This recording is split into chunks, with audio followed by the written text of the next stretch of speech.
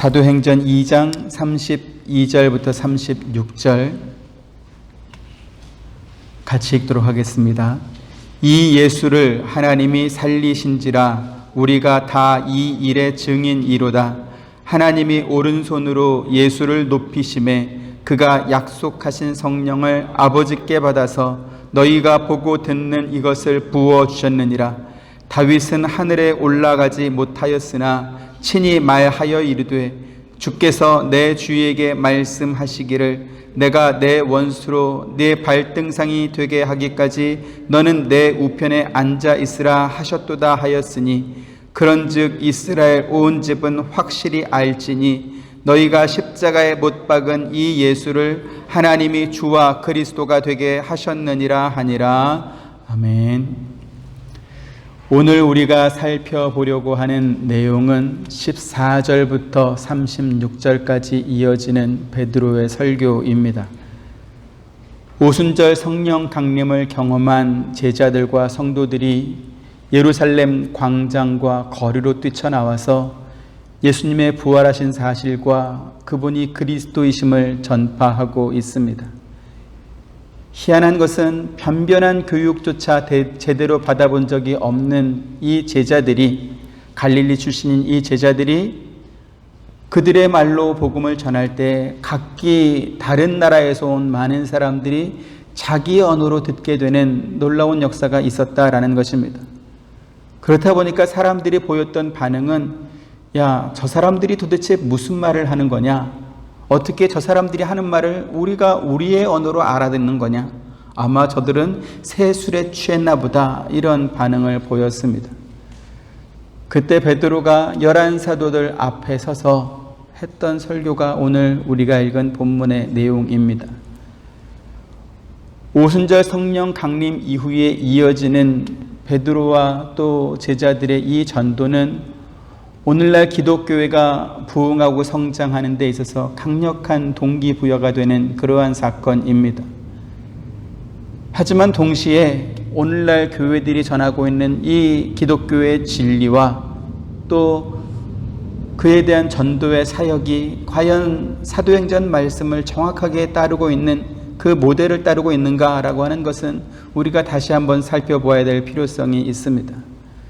그래서 오늘은 두 가지 주제를 가지고 이에 관해서 살펴보려고 합니다.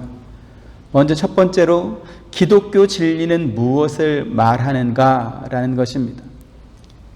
결론적으로 베드로가 전했던 설교의 핵심을 두 가지로 요약하면 이렇습니다. 첫째는 유대인들이 십자가에 못 박아 죽인 예수님께서 부활하셨다라는 것입니다. 32절에 이 예수를 하나님이 살리신지라 우리가 다 이 일의 증인이로다, 이렇게 말하고 있습니다. 두 번째로는 너희가 죽인 그 예수를 하나님께서 주와 그리스도로 삼으셨다라고 하는 내용입니다. 36절에 그런즉 이스라엘 온 집은 확실히 알지니 너희가 십자가에 못 박은 이 예수를 하나님이 주와 그리스도가 되게 하셨느니라 하니라, 이렇게 선포하고 있습니다. 지금 베드로가 사람들 앞에서 전하고 있는 이 설교는 오순절 성령 강림이라고 하는 강력한 신앙 체험 이후에 하는 설교입니다.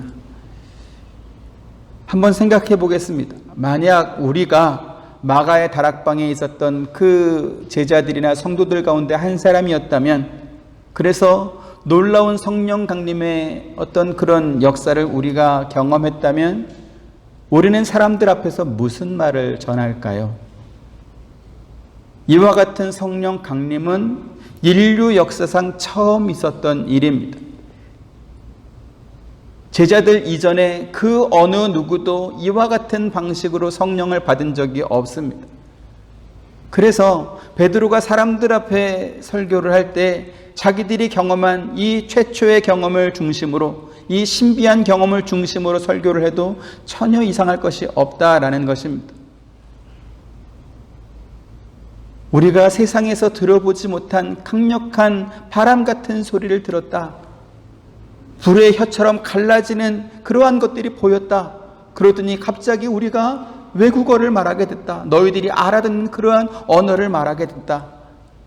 지금 내가 너희에게 전하는 이 말은 그래서 내 말이 아니고 성령께서 하시는 말이다. 그러니 너희는 우리가 하는 이 말을 잘 들어라.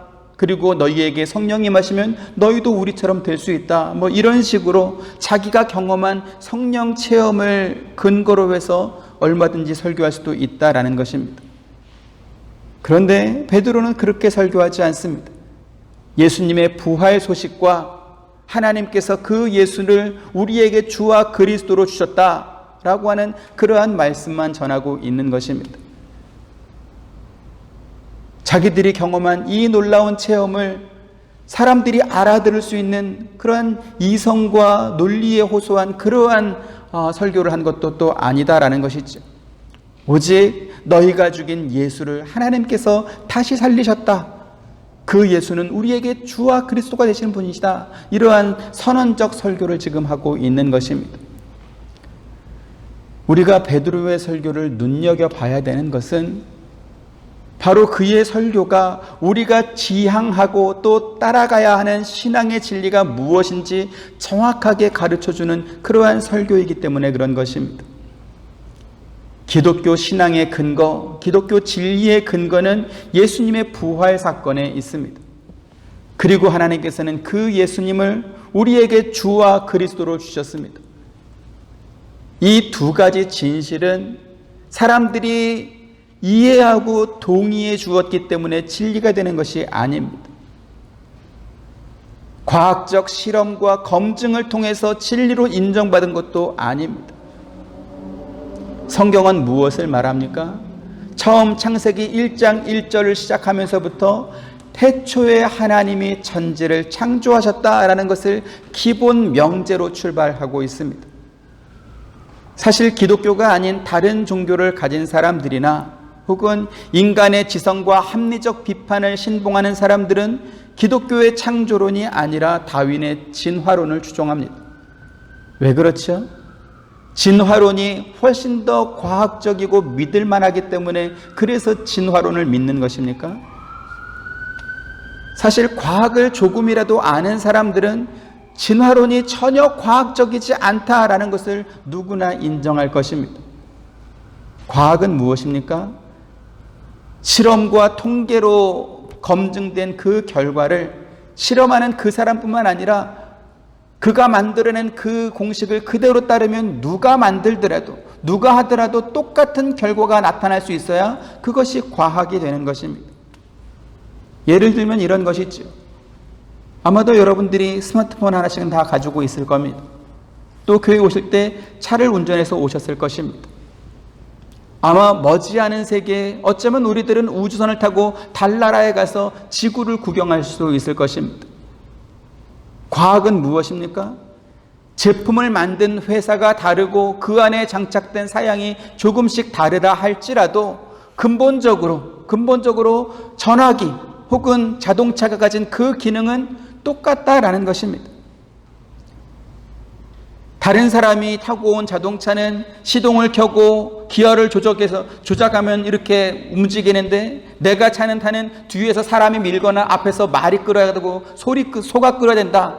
그럼 그건 자동차입니까? 아닙니까? 외형은 그렇다 할지라도 자동차가 될 수는 없는 것이지. 인간 사회가 과학과 문명이 발달함에 따라 수없이 많은 도구들을 만들고 그리고 사용하기 때문에 과거에 비해서 현재가 훨씬 나아진 면이 있습니다. 그리고 앞으로는 이 과학적 발달을 따라서 더 많은 발전이 이루어질 것입니다. 그런데 동물이나 식물이나 어류나 이러한 것들은 1859년에 찰스 다윈이 종의 기원이라고 하는 이 책을 쓴 이후에 더 많이 발전되거나 혹은 새롭게 이렇게 진화된 것이 단 하나도 없습니다. 다윈이 진화론을 주장하기 전까지는 동물이 됐든 식물이 됐든 자기가 생활하기에 더 유리한 쪽으로 막 진화하다가 다윈이 진화론 논문을 이렇게 발표하고 나니까 야, 들켰다. 다윈이 드디어 우리의 비밀을 알아냈다. 이제 더 이상 우리는 진화하지 말자. 이래서 더 이상 진화하지 않는 것입니까? 실험과 통계로 검증된 결과가 언제나 똑같은 효과를 만들어내지 못한다면 그것은 과학이라고 말할 수 없는 것입니다. 그건 그냥 우연일 뿐인 것이죠. 기독교 진리를 말하다가 갑자기 진화론에 대해서 비판적인 말씀을 드리는 것은 사람들이 기독교 진리를 믿지 않는 이유가 그것이 논리적이지 않고 과학적이지 않아서가 아니라 근본적으로 하나님을 싫어하기 때문에 믿기 싫은 것입니다. 로마서 1장 28절에 이렇게 되어 있습니다. 같이 보시죠. 또한 그들이 마음에 하나님 두기를 싫어하매 하나님께서 그들을 그 상실한 마음대로 내버려 두사 합당하지 못한 일을 하게 하셨으니, 이렇게 말씀하고 있습니다. 진화론이 더 과학적이어서 창조론을 거부하는 것이 아니다라는 것입니다. 사람들은 그 마음에 하나님 두기를 싫어하기 때문에 하나님께서 무엇을 말씀하시든지 그것을 인정하기 싫고 그것을 따르기 싫은 것입니다. 그래서 우리가 알아야 될 것은 뭡니까? 기독교 진리와 이 기독교 복음은 사람들이 그 말을 듣고 공감했다거나 혹은 마음에 끌릴 만한 어떤 감동이 있기 때문에 진리가 되는 것이 아니다라는 것입니다. 기독교 진리는 처음부터 태초에 하나님이 천지를 창조하시니라, 이러한 선언으로 시작하는 것입니다. 이와 같은 하나님의 선언에 대해서 하나님 왜 그렇게 했습니까? 라고 누군가 질문한다면 그에 대해서 하나님께서 일일이 대답해야 되는 그런 것도 또 사실 아닙니다. 욥기 38장 4절 6절 한 절씩 보겠습니다.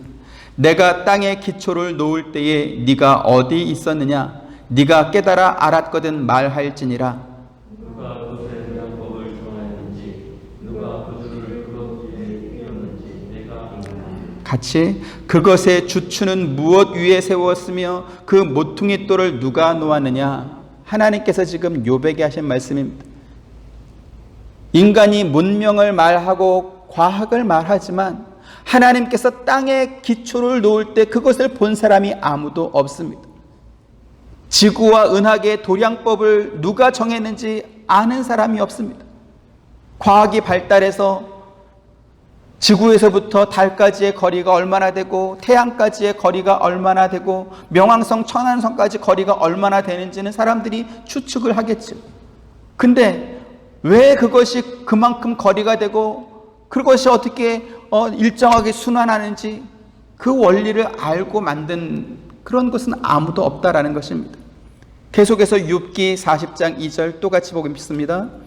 트집 잡는 자가 전능자와 다투겠느냐? 하나님을 탓하는 자는 대답할지니라. 하나님께서 만드신 이 창조물에 대해서 인간이 트집 잡고 시비를 걸 수 있겠습니까?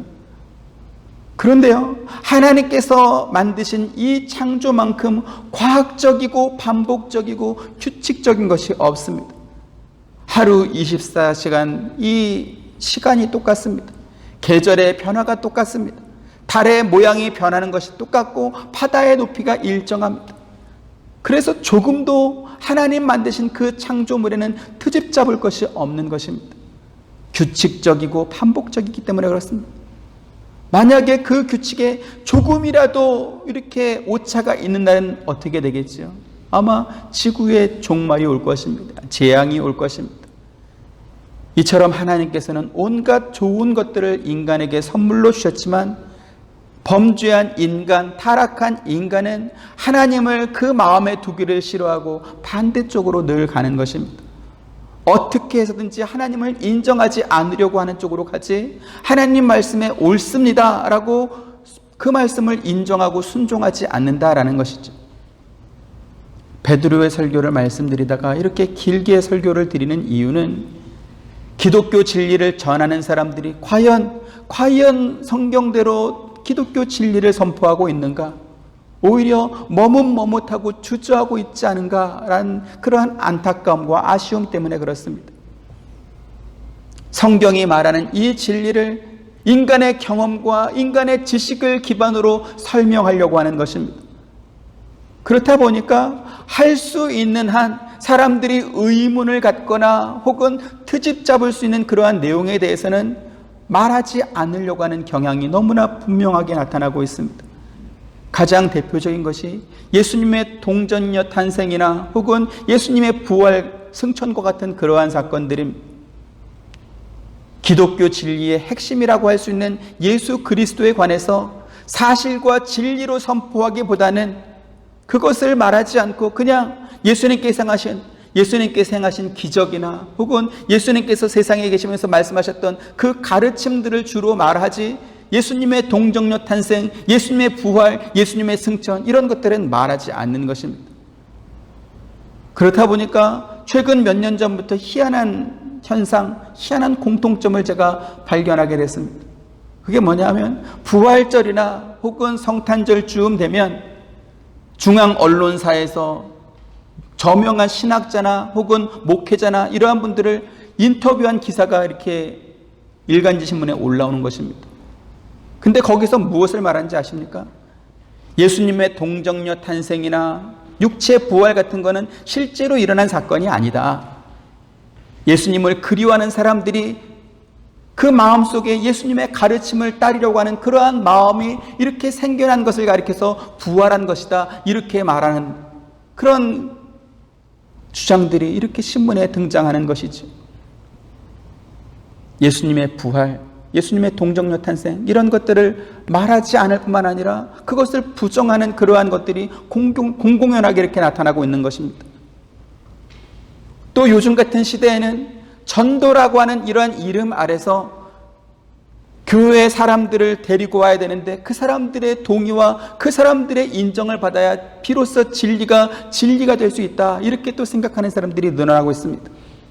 그렇다 보니까 요즘 같은 코로나 전국에서 교회가 세상 사람들의 걱정거리가 되면 되겠느냐, 그러면서 교회가 미안합니다, 앞으로 더 조심하겠습니다, 이러한 현수막을 교회마다 또 거리에 이렇게 걸어놓는 그러한 일들이 또 벌어지고 있는 것입니다. 여러분, 성도들이 교회에 나와서 하나님께 예배하는 것이 세상에 대해서 미안하다라고 말할 만큼 그렇게 잘못된 것입니까? 심판받고 멸망당할 세상을 향하여서 회개하라, 이렇게 외쳐야 될 터인데 오히려 교회가 세상을 향하여서 우리가 잘못했으니까 우리를 용서해달라고 회개하고 있습니다. 그러면 세상에 대해서 우리가 잘못했다, 우리를 용서해달라, 이렇게 말해놓고 교회가 전하는 이 복음이 진리라고 어떻게 말할 수 있겠습니까? 아마도 교회들이 그와 같은 결정을 하게 된 동기에는 한국 교회에 아주 오랫동안 큰 영향력을 끼쳤던 어떤 목사님의 그러한 글이 상당한 동기부여가 되지 않았나, 이러한 생각이 듭니다. 그 목사님이 이런 말을 했습니다. 요즘 한국 교회는 손님과 싸우는 상인처럼 보인다. 하나님께서 가장 기뻐하고 좋아하는 것은 많은 사람들을 하나님께 돌아오게 하는 선교이고 전도인데, 그런데 예배하는 것을 지키겠다고 전도하는 것을 포기하면 되겠냐? 정신 나간 짓이다, 이러한 말을 했습니다. 공교롭게도 그 목사님이 그와 같은 말을 하고 나자 크고 작은 교회들이 연합해서 진심으로 미안합니다, 교회를 멀리하지 말아주세요, 이러한 현수막을 걸고 용서를 빌며 나왔다라는 것이죠. 여러분, 기독교 진리는 세상이 인정해줘서 진리가 되는 것이 아닌 것입니다. 우리가 복음을 전할 때 그래, 한번 말해봐, 내가 한번 들어볼게. 그래서 우리가 전하는 복음을 세상에 들어는 줄 수 있는 그러한 좋은 관계는 만들어져야 비로소 진리가 되는 그러한 것이 아니다라는 것이죠. 만약에 그런 식으로 전도를 하고 그런 식으로 진리를 증명하려고 한다면 그 사람들은 성경이 말하는 진리가 무엇인지 조금도 알지 못하는 것입니다. 베드로가 성령 강림을 경험한 제자들을 대표로 해서 사람들 앞에 나와서 기독교 복음을, 이 진리를 선포하고 있습니다. 그러면 그곳에 모인 사람들은 어떤 사람일 것 같습니까? 조금 전까지만 해도 야, 저들이 새술에 취했나 보다, 이렇게 조롱하던 사람들이었습니다. 그 전에는 어떤 사람들이었죠? 예수님의 제자들은 유대 사회의 질서를 훼손하고 불손한 신앙을 전파하는 그러한 사람들이다, 이렇게 규정해서 붙잡아서 처단하려고 혈안이 됐던 그러한 사람들이었습니다. 그래서 예수님의 부활 승천 이후까지도 제자들은 밖으로 공개적으로 다니지도 못하고 이렇게 방에 집에 들어가서 또 문을 닫고 숨어 있을 만큼 이렇게 숨어 있던 사람들 아니겠습니까? 그런데 자기들에게 적대적이고 자기들을 잡으려고 하는 사람들 앞에서 베드로가 지금 무엇을 설교하고 있습니까? 36절에 다 같이 한번 읽어보시죠. 시작. 그런즉 이스라엘 온 집은 확실히 알지니 너희가 십자가에 못 박은 이 예수를 하나님이 주와 그리스도가 되게 하셨느니라. 베드로의 지금 이 설교는 무죄한 예수님을 십자가에 못 박고 나서 그것이 마음에 찔리고 양심에 갇히게 되어서 고민하고 있는 사람들한테 이러한 말을 한 것이 아닙니다. 그들은 여전히 자기들이 예수님을 십자가의 처형으로 죽인 것이 잘한 일이라고 생각했던 그러한 사람들입니다. 요한복음 강해에서도 말씀드렸던 것처럼 이스라엘 율법에 누군가 나무에 달려 죽게 되거나 혹은 죽은 뒤에 나무에 매단다면 그 사람은 하나님께로부터 저주받은 사람이다 라고 하는 그러한 의미가 있습니다. 그래서 대제사장과 바리새인들이 굳이 빌라도에게 가서 십자가에 못 박으라 이렇게 주장했던 이유가 바로 거기에 있는 것입니다. 예수는 하나님의 저주를 받아 죽은 사람이다라는 것을 사람들 앞에 증명해 보이고 싶었던 것이죠. 그런데 베드로가 지금 하는 말은 무엇입니까? 그렇게 하나님의 저주를 받아서 죽었다라고 말하는 그 예수를 하나님께서 다시 살리셨다는 것입니다. 그리고 그 예수를 하나님께서 우리의 주와 그리스도로 삼으셨다라는 것입니다. 지금 베드로의 이 설교를 제가 여러분 앞에 설교하는 것처럼 이렇게 편안한 상태에서 했다 이렇게 생각하시면 절대 안 됩니다. 베드로의 설교를 듣는 사람들의 이 분위기를 여러분 이해하셔야 되는 것입니다. 그 사람들은 베드로에 대해서 적대적인 사람입니다. 예수를 잡아 죽인 것처럼 예수의 제자들, 특히 그 중에 수제자가 지금 하고 있는 이 말을 듣고서는 수긍하고 인정해 주려고 하는 그런 마음이 조금도 없는 사람들이라는 것입니다. 여차하면 돌로 쳐서 죽일 그러한 사람들인 것입니다. 어쩌면 요즘 같은 시대에 이렇게 교회의 문을 열고 함께 예배드리고 있는 우리들을 바라보는 세상의 시각보다 당시에 베드로가 전하는 이 설교를 듣는 그 사람들의 마음의 분노가 훨씬 더 셌을 것입니다. 그런 상황 속에서 베드로는 자기가 믿었던 예수와 또 그들에게 가르쳤던 예수님의 그 가르침을 논리적으로 감성적인 웅변으로 사람들의 마음에 감동을 주는 언어로 그렇게 설교하지 않습니다. 또는 성령 강림이라고 하는 이 강력한 신앙 체험을 기반으로 해서 저들의 관심을 끌어내고 또 성령의 능력을 힘입어서 그들을 막 이렇게 회개시키려고 그렇게 설교하는 것도 아니다라는 것입니다. 22절부터 24절 한 절씩 보시죠. 이스라엘 사람들아 이 말을 들으라. 너희도 아는 바와 같이 하나님께서 나사렛 예수로 큰 권능과 기사와 표적을 너희 가운데 베푸사 너희 앞에서 그를 증언하셨느니라.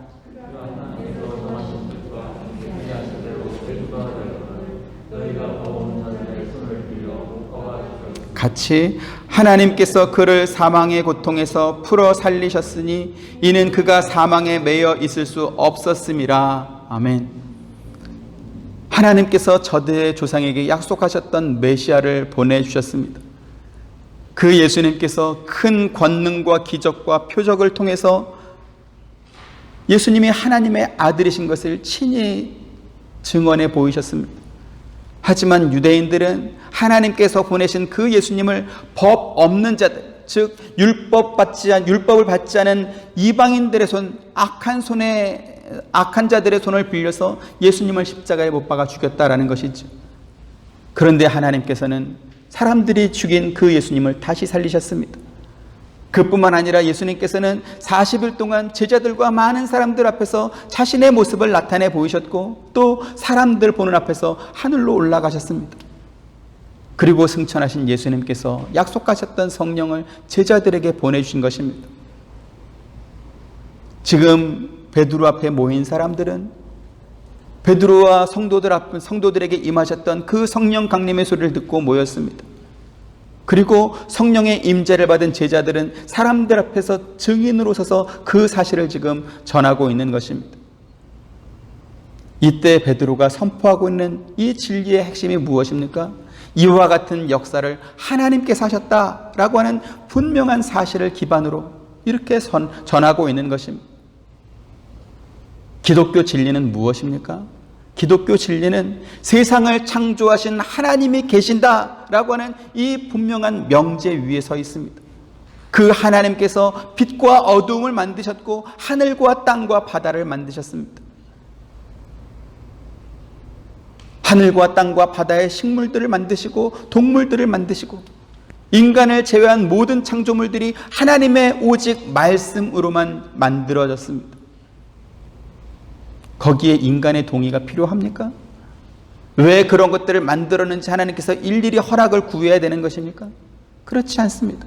하나님의 뜻에 따라 만드셨고 그분의 섭리를 따라 지금도 보존되고 있고 또 그분의 원리와 그분이 만드신 규칙을 조금도 벗어나지 않고 온 우주가 지금 움직이고 있습니다. 성령 충만함을 입은 베드로가 사람들 앞에서 전하고 있는 내용이 무엇입니까? 예수 그리스도에 관한 것입니다. 하나님께서 인간의 구원을 위해서 보내신 그 예수 그리스도를 하나님의 택함 받은 사람들, 아브라함의 후손이라고 했던 그 사람들이 십자가에 못 박아 죽였습니다. 하지만 하나님께서 그 예수를 다시 살려내셨습니다. 그리고 그 예수를 우리에게 주와 그리스도로 삼으셨다라는 것입니다. 하나님의 창조가 하나님의 뜻으로, 하나님의 결정으로, 하나님의 말씀으로 이루어졌듯이 구원도 하나님의 뜻이고 하나님의 결정인 것입니다. 그러면 우리가 해야 될 일은 무엇이죠?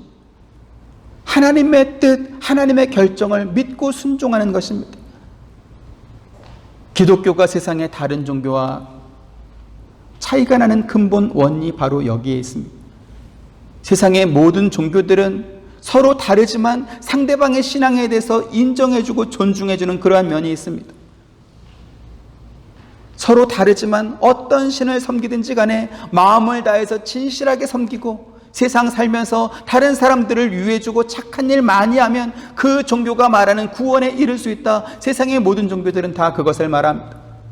하지만 기독교는 무엇을 말합니까?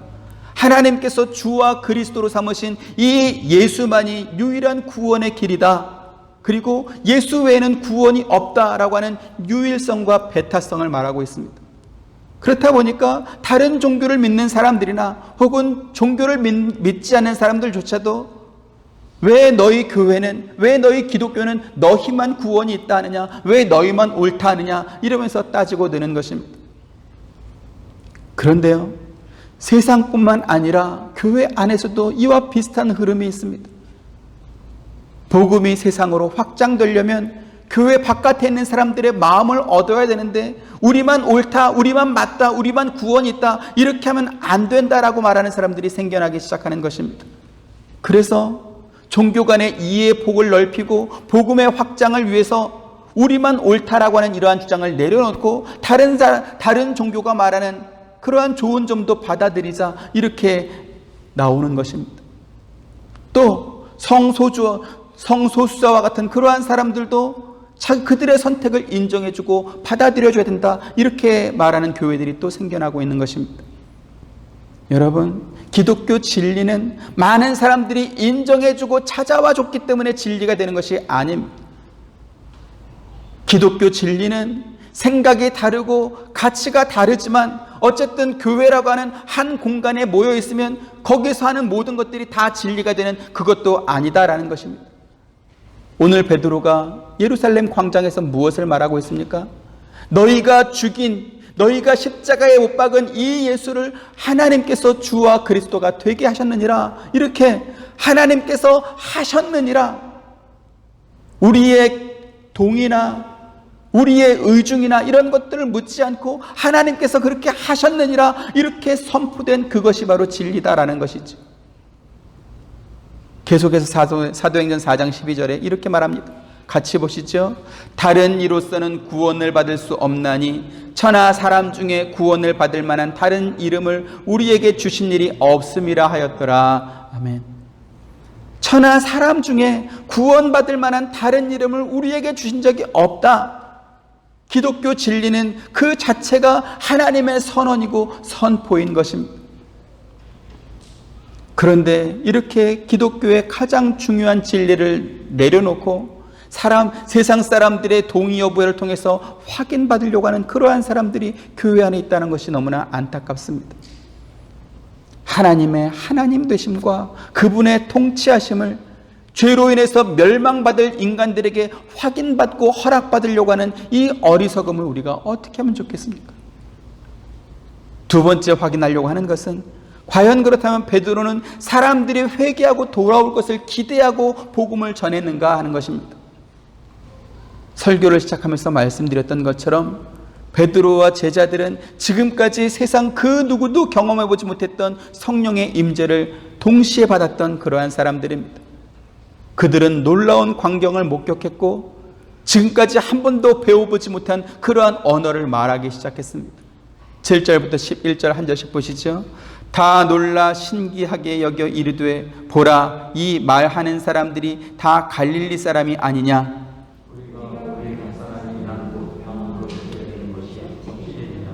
우리는 바데인과 메데인과 엘람인과 또 메소보다미아, 유대와 갑바도기와 본도와 아시와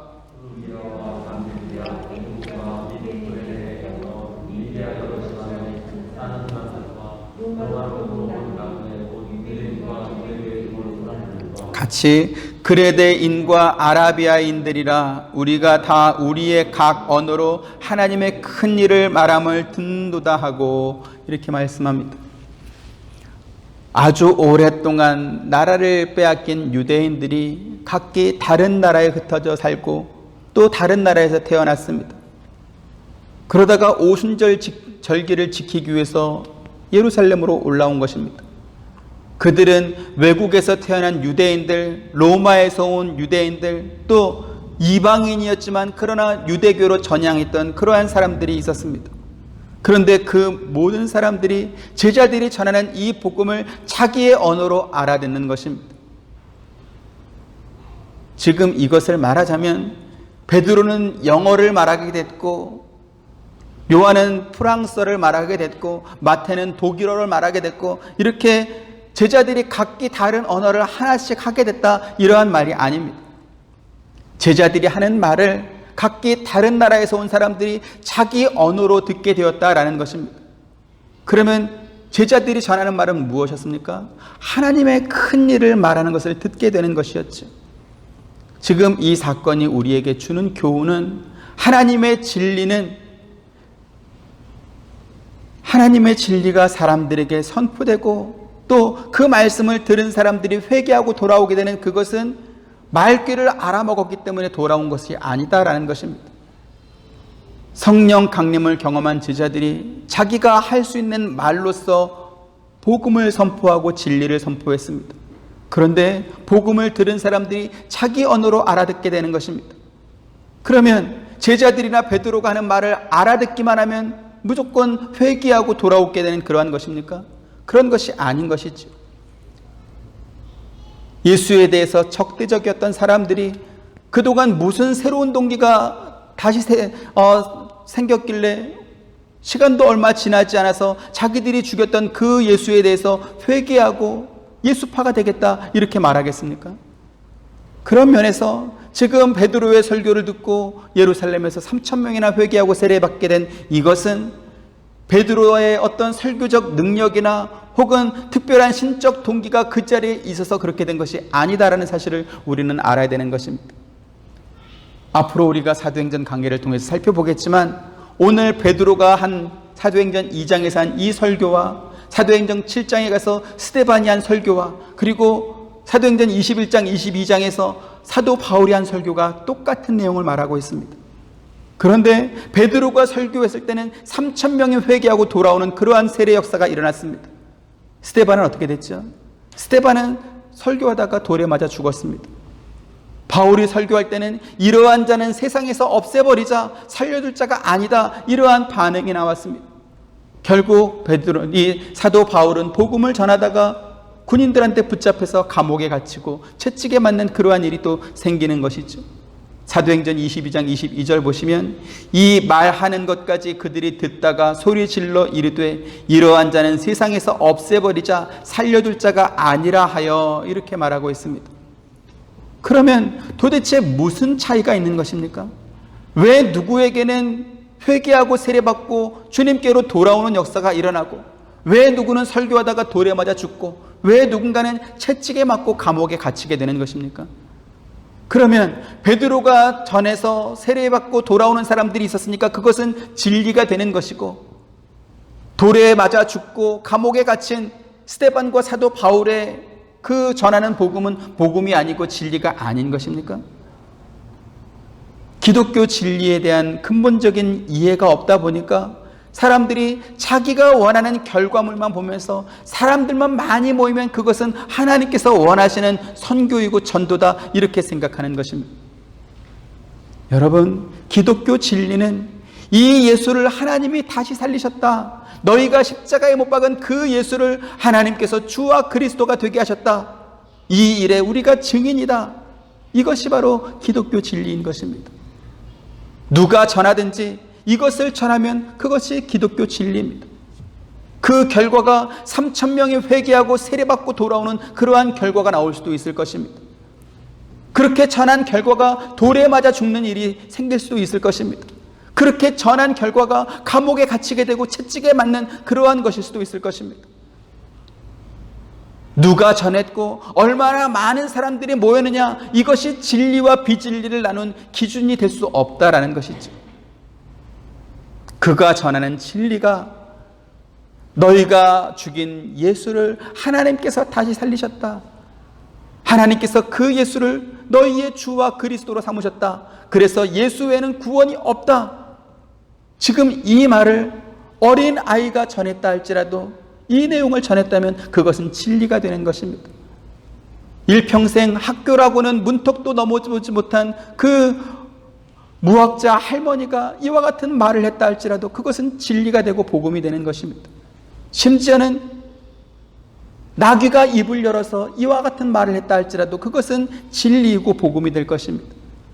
하지만 신학을 전공하고 박사 학위를 가졌다 할지라도 베드로가 지금 설교하고 사도행전에 기록한 이 말씀을 말하지 않는다면 그것은 거짓말이고 그것은 비진리입니다. 수천 수만 명의 성도를 자랑하는 목사가 전했다 할지라도 이 말씀이 아닌 다른 것을 말했다면 그는 훌륭한 웅변가일 수는 있겠지만 그러나 진리를 전하는 자는 아닐 것입니다. 여러분, 오늘 두 가지를 기억하시길 바랍니다. 기독교 진리는 무엇입니까?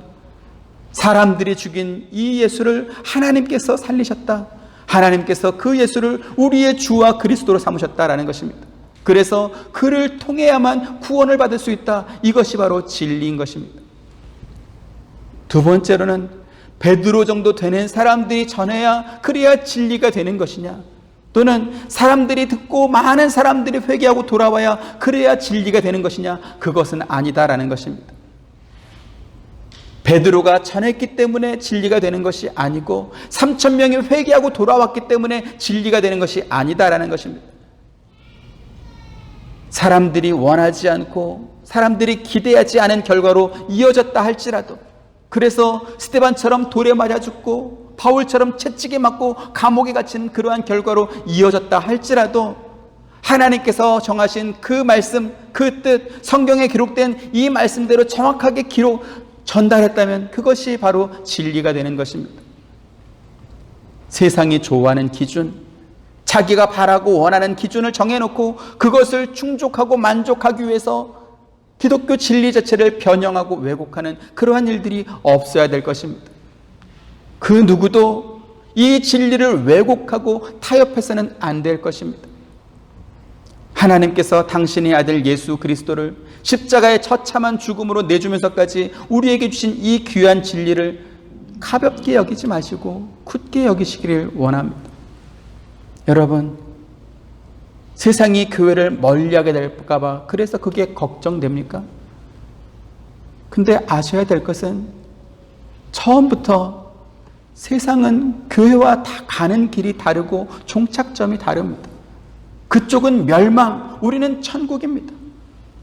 언제까지 세상과 같이 가고 싶어서, 언제까지 세상과 같은 편이라는 그러한 말을 듣고 싶어서 우리가 잘못했다, 앞으로 잘할 테니까 우리를 멀리하지 말아야 될라, 이러면서 세상에게 손을 빌어 이렇게 비벼야 될 것입니까? 왜 정답을 가진 자로서, 왜 진리를 가진 자로서 너희가 잘못하고 있는 것이다, 그 길로 계속 가봐야 멸망밖에 없다, 그러니까 빨리 회개하고 돌아와라, 이렇게 당당하게 말하지 못하는 것입니까? 사람들만 많이 모이면 하나님이 기뻐합니까? 그거야말로 장사 속 아닙니까?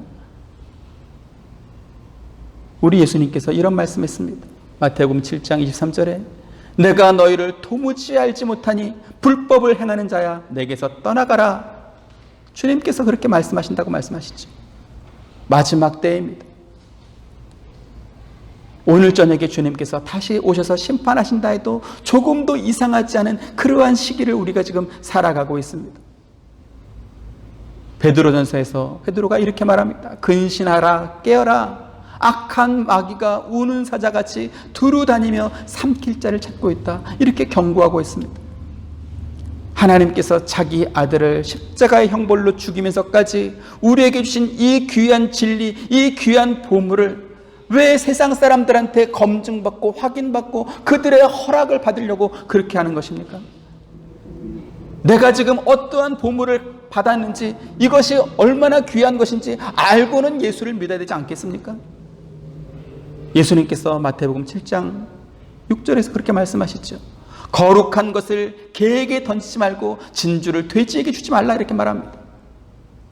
왜 성도들이, 왜 목회자들이 이 진리를 마치 개가 받은 그런 것처럼, 왜 돼지에게 던져진 그 진주처럼 그렇게 여기는지 뭐를 노르신 것입니다.